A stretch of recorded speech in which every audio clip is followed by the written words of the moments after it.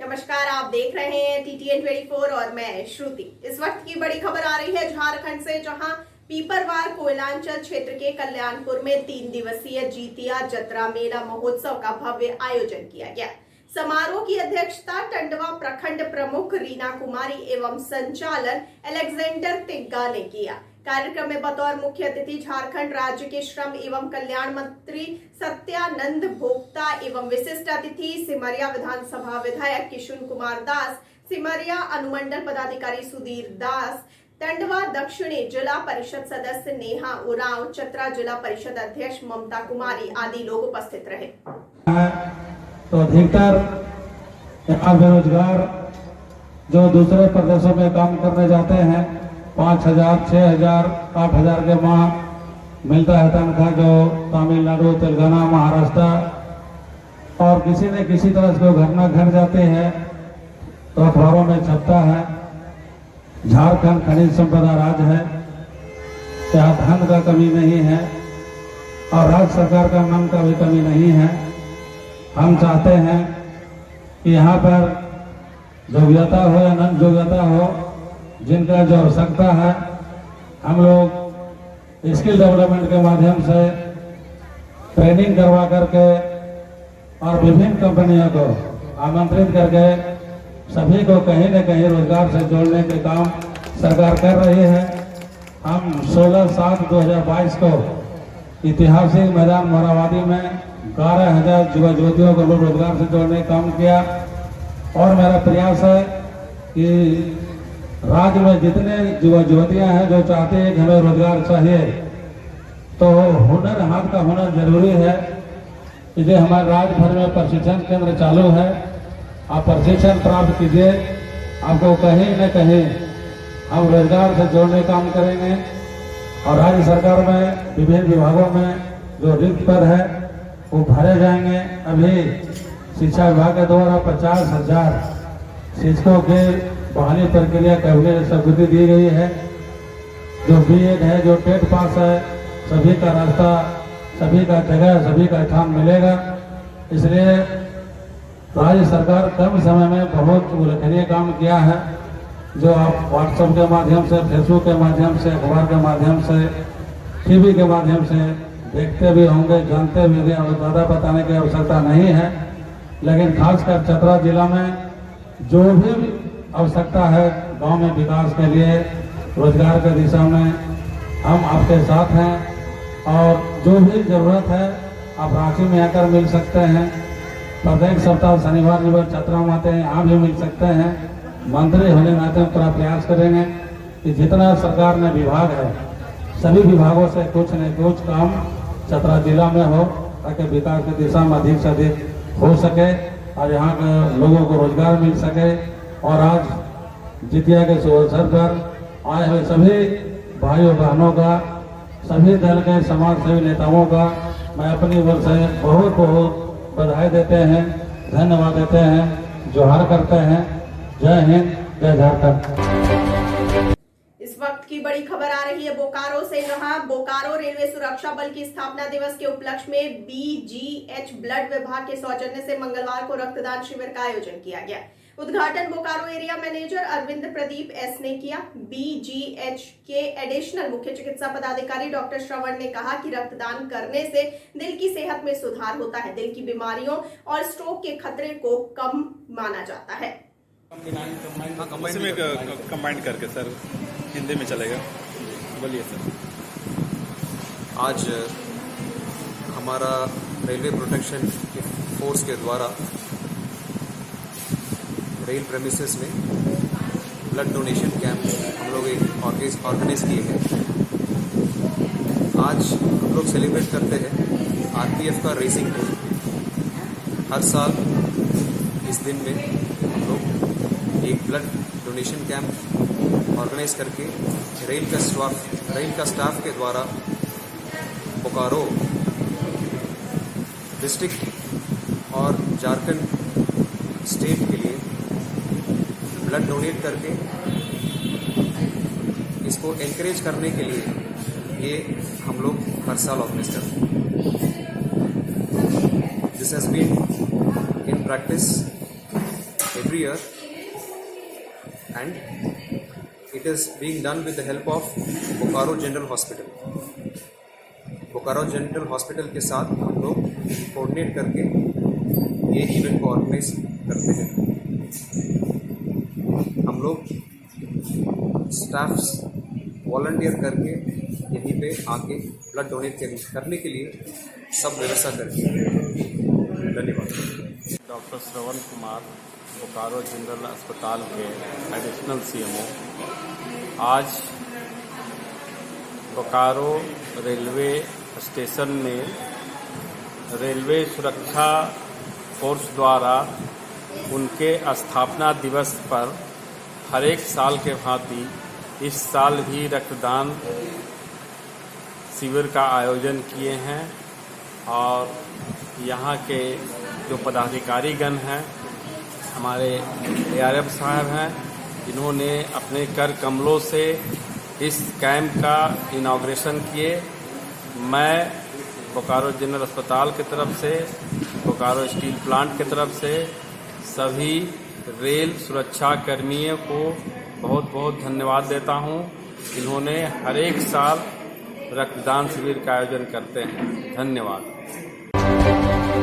इस वक्त की बड़ी खबर आ रही है शाहजहांपुर से, जहां पर मामला है थाना कोवाया क्षेत्र के ग्राम आवा दुगैया का, जहां पीड़ित ओम प्रकाश उत्तर भगवंत ने बताया कि आरोपी गंगाराम पुत्र भगवंत श्याम किशोर व विशाल व छोटू पुत्र श्याम किशोर निवासी पुरेना, जो कि दूसरे गांव से गंगाराम ने बाहरी लोगों को बुलाकर एक राय होकर छोटू के हाथ में बांका था. अन्य लोगों के पास लाठी डंडे थे. गाली गलौज कर जान से मारने की धमकी देते हुए मारपीट शुरू कर दी, जिसमें पीड़ित ओम प्रकाश व पुत्र बेटा धीरेन्द्र कुमार पत्नी शीला को धारदार हथियार से मारा पीटा, जिससे पीड़ित परिवार बुरी तरह घायल हो गया. गांव थाना जलालाबाद जिला सैजानपुर. क्या घटना घटी बताओ. क्या छिया तोड़ने गए हम लोग. आप हाँ हम छिया तोड़े ले आ रही थी. छिया तोड़े ले आए घर ही. फिर घर से जिसे उनने कहीं मैं दूसरे खेत में थे तोड़ो, तो हमने कहीं हमने दूसरे खेत में थे नहीं तोड़ो, तो उनने कहीं तोड़ो, तुमने कहीं तो हो नहीं जिसे हमारी इनकी गाली गलौज मारू कूट होने लगी. किसने किसने आपको मारा? सत्यपाल, ओमकार, सामा. काहे से मारा आपको ये? हथियार थे माला. अच्छा अच्छा. हाँ तो जिसकी सूचना आपने थाने में दी है, हाँ भाई. तो वहाँ से आपकी सुनवाई हुई है? कछु नहीं सुनवाई भाई. क्या नहीं सुनवाई? क्या लग रहा आपको? आपने वहाँ बताया था सारा मामला? हाँ सब सारा मुकदमा मामला तो लिखा है आपका? सारा मामला हमने बताओ, कोई कछु नहीं भाव. अच्छा. आपके साथ क्या घटना घटी? हमने मम्मी को अपने बचाव में गया, मैंने लिया हम धक्के दो सत्यपाल ने मुमकान नहीं है और पकड़ के पेन हटाए दो, फिर वह सत्यपाल ने गलती हाथ पकड़ो गलत नहीं से किसने? सत्यपाल ने ओमकान ने. अच्छा अच्छा. हम चाहता है जेल जाए, बात पीट हुई नहीं थी. अच्छा. अभी ये लोग गाँव में घूम रहे हैं? हाँ गाँव में घूम रहे हैं. चलो. इस वक्त की बड़ी खबर आ रही है सरायकेला जिला से, जहां प्राचीन कालीन भगवान आदिनाथ जैन मंदिर के रूप में राष्ट्रीय धरोहर का प्रतीक और जननायक कर्पूरी ठाकुर की सुपुत्री का ससुराल राज्य जिला की सीमा से सटा सरायकेला खरसावां जिले का ऐतिहासिक गांव देवलटांड आज भी बदहाली का रोना रो रहा है. आधुनिक युग में बदलते दौर में तेजी से विकसित होती दुनिया से दूर यह गांव आज भी पिछड़ेपन का दंश झेल रहा है. देवलटांड भगवान आदिनाथ के प्राचीन कालीन जैन मंदिर के लिए प्रसिद्ध है और भारत सरकार ने इसे राष्ट्रीय धरोहर के रूप में भी घोषित कर रखा है. भविष्य में इस गांव के देश भर के लिए एक बड़े पर्यटन स्थल के तौर पर विकसित होने की काफ़ी संभावनाएं हैं. सिर्फ यही नहीं, बिहार राज्य के भूतपूर्व मुख्यमंत्री जननायक कर्पूरी ठाकुर जी की बेटी का शादी भी इसी गांव में हुआ है. इस लिहाज से भी यह गांव ऐतिहासिक और सामाजिक दृष्टिकोण से काफ़ी महत्वपूर्ण स्थान रखा है. आज स्थिति यह है कि यहाँ को जाने वाली जो एकमात्र सड़क है वो इतनी बदहाल है कि इसमें वाहन चलना तो दूर, पैदल चलना भी दूभर है. खासकर बरसात के महीनों में यहाँ 4 पहिया वाहनों का प्रवेश या 2 पहिया वाहनों का प्रवेश नामुमकिन सा हो जाता है. कई बार राजनीतिक स्तर से या समाचार पत्र मीडिया के माध्यम से इस समस्या को जाहिर किया गया है, लोगों ने उठाने की कोशिश की है, मगर नतीजा सिफर रहा. आज तक इस ओर किसी का ध्यान नहीं गया. मैं मीडिया के माध्यम से गुजारिश करूंगा झारखंड सरकार से कि इस जो जगह है ये जो सड़क है इसको अच्छी तरह से बनाकर दुरुस्त कर इस जगह को पर्यटन स्थल के रूप में विकसित करें। धन्यवाद। इस वक्त की बड़ी खबर आ रही है हापुड़ से, जहां गढ़मुक्तेश्वर तहसील के गांव भैना स्थित पूर्व माध्यमिक विद्यालय में 20 सितंबर को अचानक भाजपा मंडल अध्यक्ष दिनेश तोमर, वरिष्ठ भाजपा नेता डॉक्टर रामपाल सिंह चौहान, नरेश तोमर स्कूल पहुंचे तो मीनू अनुसार मंगलवार को दाल चावल मिड डे मील में बच्चों को परोसा गया था। प्रधानाध्यापक इसरत अली की उपस्थिति में बच्चों को परोसा गया भोजन की गुणवत्ता और बच्चों से जानकारी अनुसार विद्यालय और अध्यापकों की प्रशंसा की गई।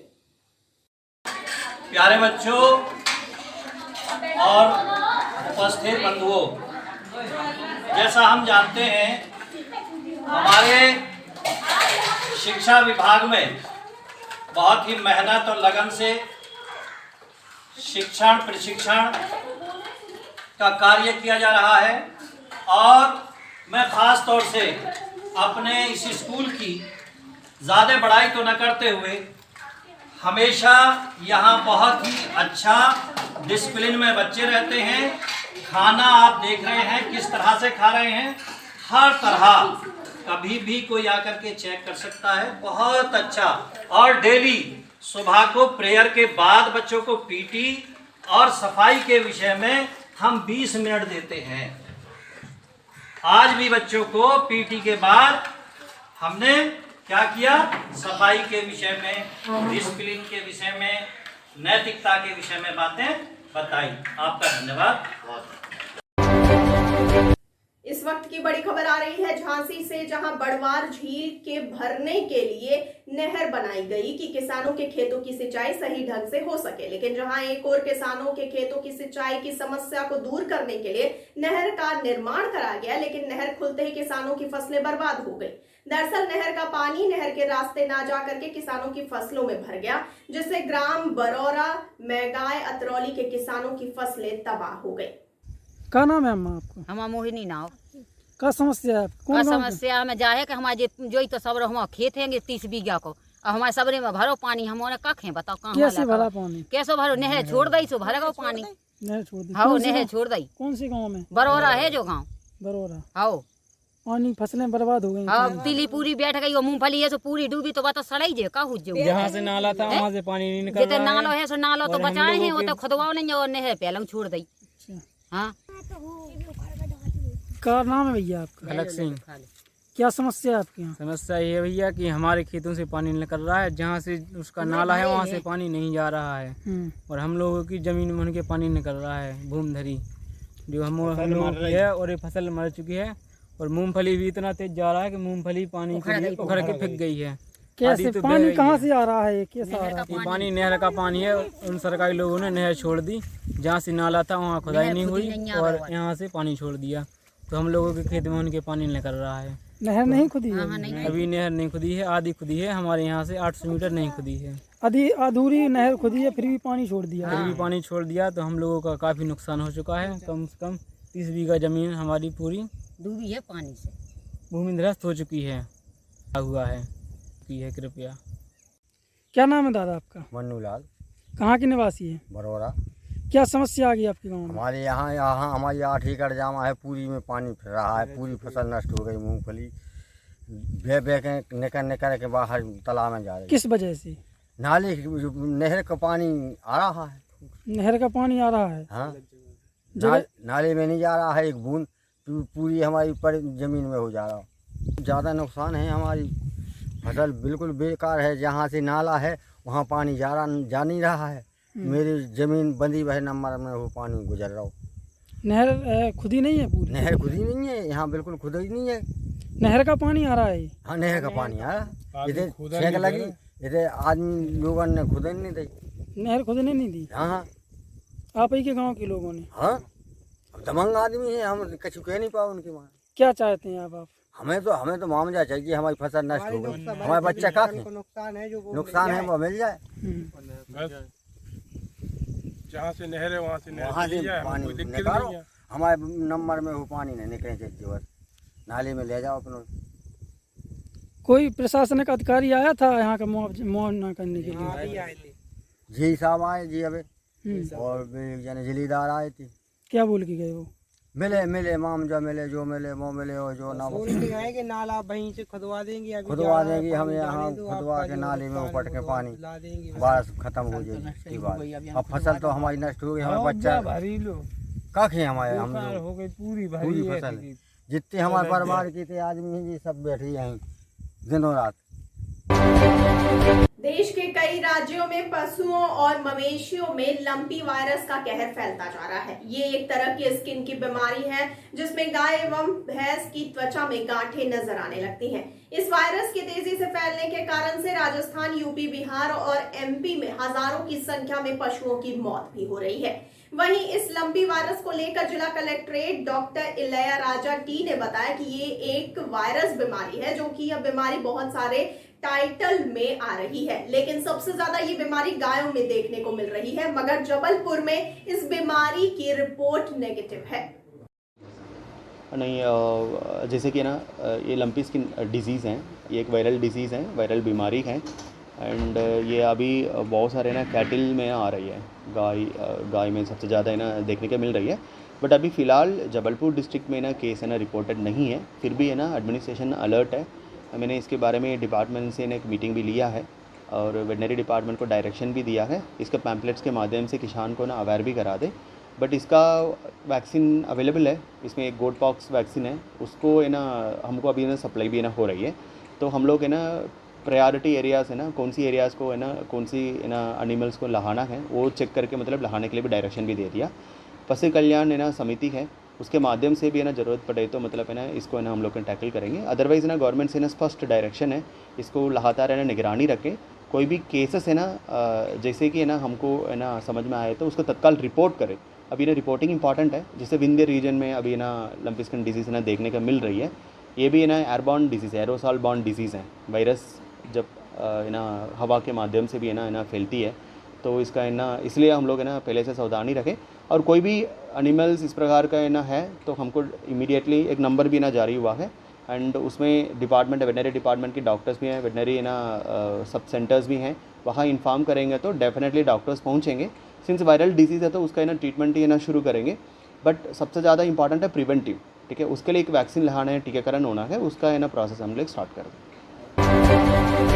इस वक्त की बड़ी खबर आ रही है सोनभद्र से, जहां खड़िया ग्राम पंचायत में मंगलवार सुबह घर में दुपट्टे के सहारे पंखे से एक महिला का शव लटका हुआ मिला, जिसमें क्षेत्र में हड़कंप मच गया। सूचना पर पहुंची शक्तिनगर एसएचओ राजेश सिंह पुलिस कर्मियों संग घटनास्थल का जायजा लिया गया और शव को पंखे से नीचे उतारकर पंचनामा कर अग्रिम कार्रवाई में जुट गए।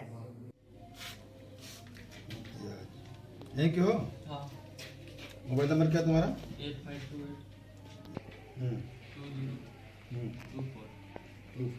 8528 साहब।